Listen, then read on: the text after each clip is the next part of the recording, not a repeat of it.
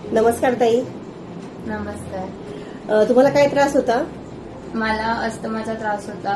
Weather change झाला की मला पूर्ण दम लागायचा, रात्रभर झोपायला नाही व्हायचं. मग आता काय तुम्हाला कसं वाटतंय? आता मला खूप बेटर वाटतंय कारण मी आयुर्वेदा ट्रीटमेंट घेतली, प्लस आता मी पंचकर्मा पण केलं, तर माझी पूर्ण बॉडी डिटॉक्स झाली आहे. रात्री नीट झोपते. आता वेदर चेंज झाला तरी पण मला काही प्रॉब्लेम नाही झालाय.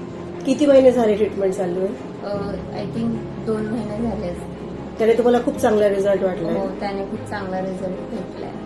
ओके, चालेल. तुम्ही बाकी तुमच्या इच्छा मुलांना काय सांगाल मी आयुर्वेदासाठी? सजेस्ट करेल की जर तुम्हाला रेकरिंग प्रॉब्लेम असेल तर ॲलोपॅथीला नको जाऊन तुम्ही आयुर्वेदिकला ट्रस्ट करा, बिकॉज आयुर्वेदिक एक लॉंग टर्म बेनिफिट देतो.